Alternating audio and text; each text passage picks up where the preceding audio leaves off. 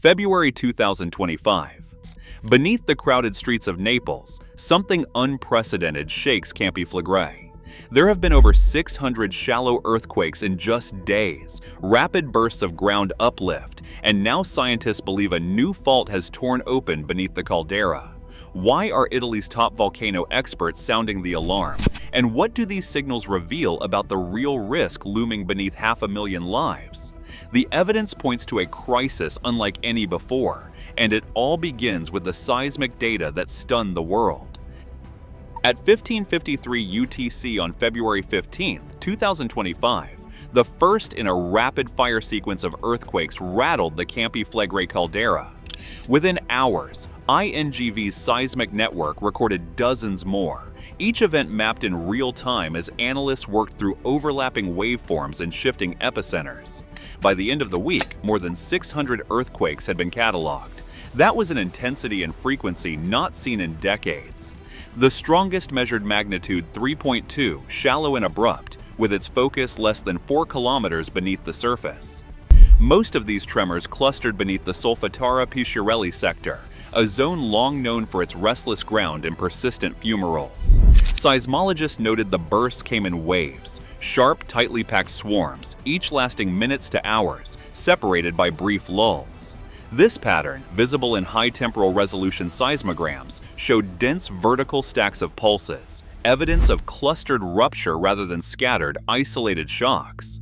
The epicenter maps, color-coded by event depth, revealed a concentrated ring of activity encircling Pozzuoli, with a striking alignment to mapped surface faults and uplift zones.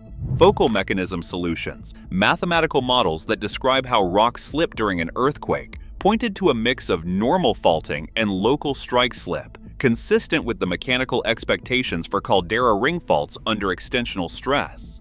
Some events hinted at oblique motion, but there was no sign of the steep vertical rupture typical of newly opened tension cracks. Instead, the seismicity traced persistent pre-existing fractures, their geometry now sharply resolved by the sheer density of events.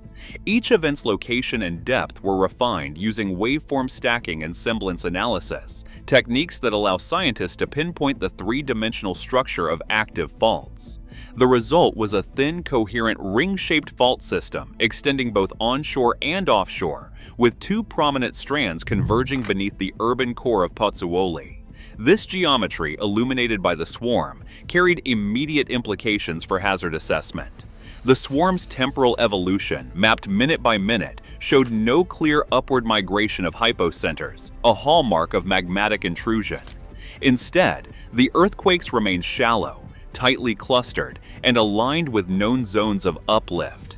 The data suggested a system under increasing pressure, but one where movement was channeled along existing weaknesses in the crust. Duty seismologists at INGV and Osservatorio Vesuviano worked around the clock, flagging each anomalous burst, recalibrating instrument sensitivity, and cross-checking event locations. Their logs from the first 24 hours record a sense of urgency and methodical precision, including rapid alerts to Protezione Civile, internal debates over the swarm's meaning, and continuous updates to public bulletins. The swarm's geometry and style, shallow, clustered, and ring-shaped, demanded explanation beyond routine tectonic adjustment. In the days that followed, the seismic data became the backbone of a broader investigation into the forces reshaping Campi Flegrei from below. At the heart of Campi Flegrei's ongoing unrest lies a silent but measurable transformation. The ground itself is rising. This inflation, tracked with precision by INGV geodesy analysts, provides a crucial counterpart to the recent seismic swarm.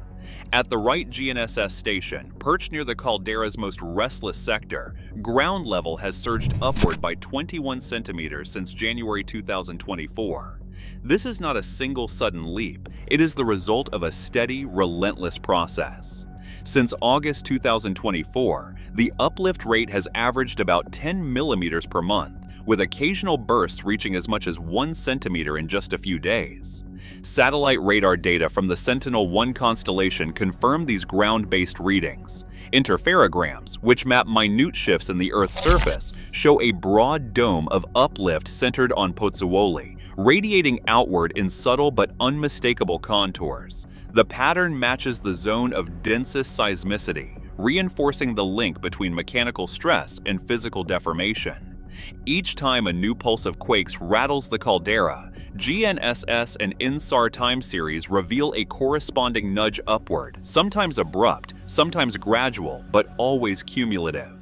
For INGV analysts, these measurements are more than numbers on a chart.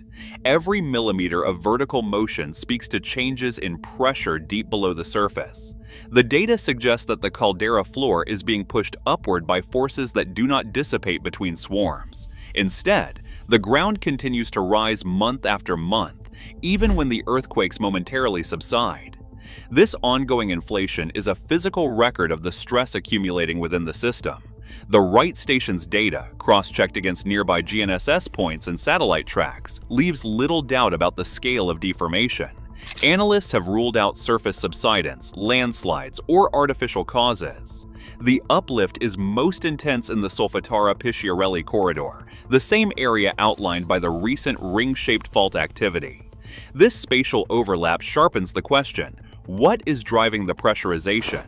While the precise source remains under debate, the geodetic evidence points to a process acting on a broad scale, not a narrow conduit. The uplift could result from hydrothermal fluids trapped beneath a self-healing caprock, from the slow pressurization of a shallow magma lens, or from a combination of both. What matters for hazard assessment is the rate and persistence of the inflation. In the past, similar patterns have preceded both intense seismic crises and rarely eruptive episodes. Every new centimeter of uplift is logged, mapped, and added to the growing archive of Campi Flegrei's unrest. The ground's upward march, measured in millimeters but felt across entire neighborhoods, stands as a visible signal of the forces reshaping the caldera from below. Gas technicians at Pisciarelli work under a constant haze of steam, their sensors trained on the caldera's hottest and most volatile vents. Every few minutes, instruments log the temperature of fumarole emissions, data that in theory should betray any deep magmatic surge.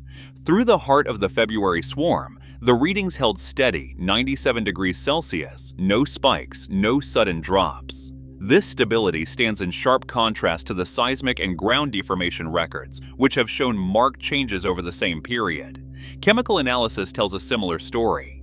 Samples collected daily from Pisciarelli's main vent are tested for carbon dioxide, sulfur dioxide, and hydrogen sulfide. These gases act as tracers, each with its own signature ratio when magma rises close to the surface. A true magmatic intrusion would be expected to drive up carbon dioxide and sulfur dioxide, or shift their proportions in ways that are hard to miss. Yet the data from February and March show no anomaly. Ratios remain within the typical range for the hydrothermal system, elevated compared to background, but not outside the bounds recorded during previous periods of unrest. Continuous monitoring, both automated and manual, has produced a dense archive of gas fluxes and compositions. Technicians flag each reading that crosses established thresholds, triggering a review by senior geochemists. During the swarm, not a single sample warranted escalation. The absence of a magmatic gas signal becomes more significant when set against the intensity of the seismic and geodetic activity. In past crises, even minor magmatic movement has left a chemical fingerprint, an uptick in sulfur dioxide, a burst of high-temperature steam, or a transient shift in gas ratios. None of these markers appeared in the weeks surrounding the swarm. This convergence of evidence, stable temperatures, unremarkable gas chemistry, and a lack of magmatic tracers suggests that the current unrest is not being driven by fresh magma rising into the shallow system. Instead, the gas data point toward a pressurized hydrothermal reservoir, its activity modulated by the movement of fluids and the permeability of the overlying caprock. For now, the fumarole chemistry at Pisciarelli offers a rare note of consistency in an otherwise rapidly evolving landscape. Stanford's machine learning catalog, published in September 2025, has redrawn the map of Campi Flegrei's hidden faults. By extracting over 54,000 micro-earthquakes from noisy records between 2022 and 2025, the team revealed a sharp ring-shaped structure encircling the caldera's uplift zone.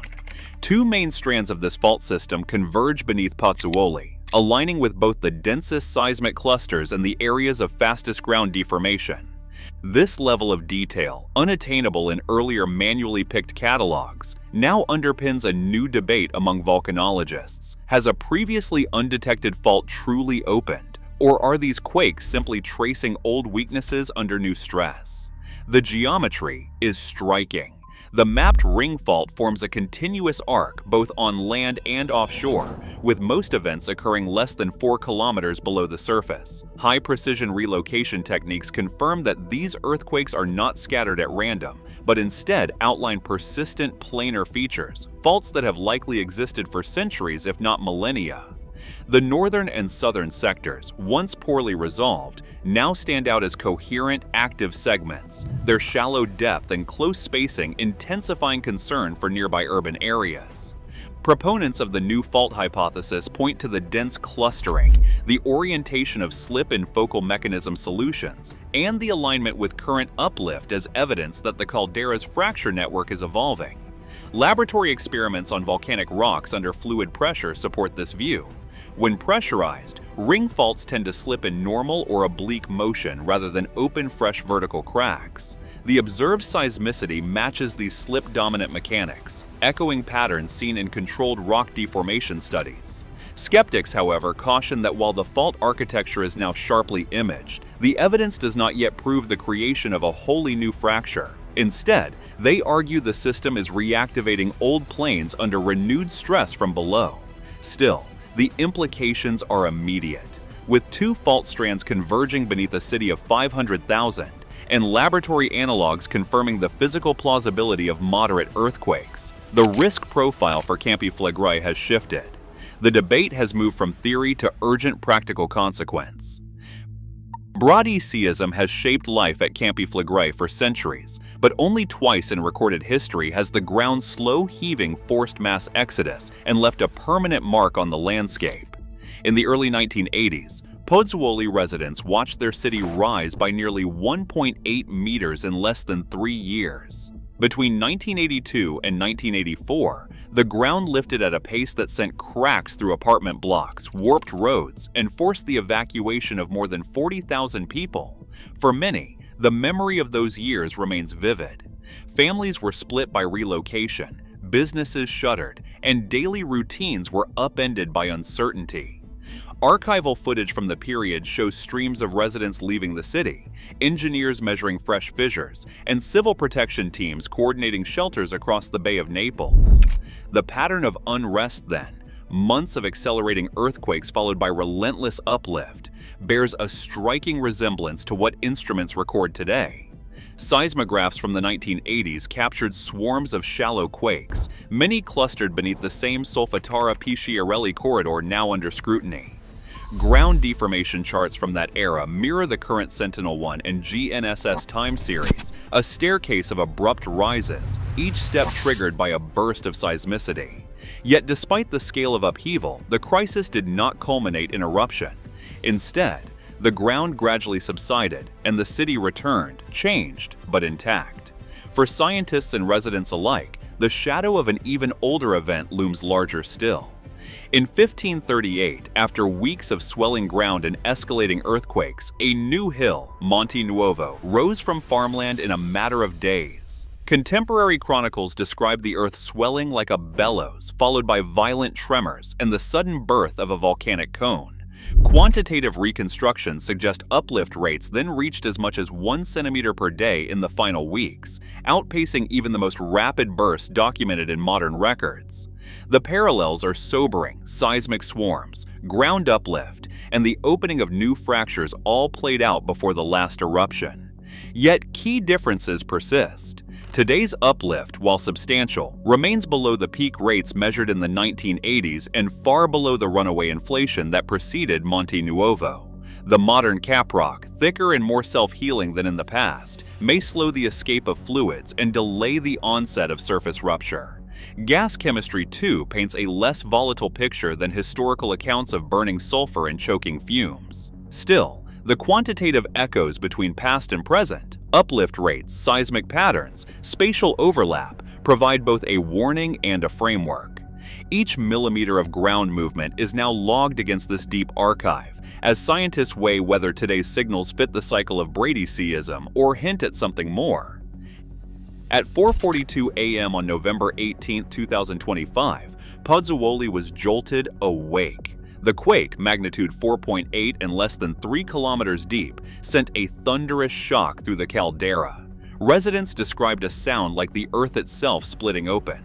Windows rattled, shelves crashed to the floor, and families rushed outside in pajamas, clutching children and phones. Schoolyards and parking lots quickly filled with people too shaken to return indoors. Emergency crews moved through cracked streets, setting up temporary lights where power had failed. Municipal engineers inspected schools and hospitals at first light. By midday, 5 schools in Pozzuoli and Boccoli had closed for repairs. Cracks over 2 centimeters wide split classroom walls, and 1 ceiling partially collapsed. 3 more schools remained under close watch. At Ospedale di Pozzuoli, minor fissures appeared in non-structural walls, leading to a temporary closure of an outpatient wing. Emergency services continued, but the unease among staff and patients was unmistakable. Protezione Civile bulletins landed on phones and radios before sunrise. The first alert warned of a 35% chance of another quake above magnitude 4.5 in the next 24 hours, and a 12% chance for one reaching magnitude 5. The language was clear: avoid damaged buildings and stay alert. As aftershocks rolled in, those probabilities crept higher. Schools and hospitals stayed closed for inspection. By November 20th, bulletins repeated the same message: no eruption was imminent. The risk of damaging earthquakes remained high. Behind the scenes, Italy's National Geophysical Institute, INGV, scrambled to reinforce its monitoring. Within 48 hours, INGV teams deployed 24 new broadband seismometers and a dozen extra GPS stations around Pozzuoli, Boccoli, and the Solfatara uplift zone. 8 new gas sensors went up at key fumaroles and suspected fault lines. Over 40 new instruments came online in 3 days, feeding real-time data to analysts and emergency managers. For residents, the risk was immediate. Some remembered the Bradyseism of the 1980s, but for many, this was the strongest shaking they had ever felt. New cracks in apartment blocks and the smell of sulfur drifting through windows revived old fears. Protezione Civile's guidance was steady: remain alert, avoid damaged structures, and follow official updates. Every tremor and every new sensor became part of daily life, a reminder that risk now shaped every decision in homes, schools, and hospitals across the caldera. Today, over 500,000 people live atop Campi Flegrei's restless caldera. As seismic swarms redraw the fault lines beneath Naples, every tremor is a reminder that volcanic risk is not ancient history. It is unfolding now. The margin for warning remains measured in hours, not years. In this landscape, vigilance is not a choice, it is survival. What would you do if the ground started to move beneath your feet?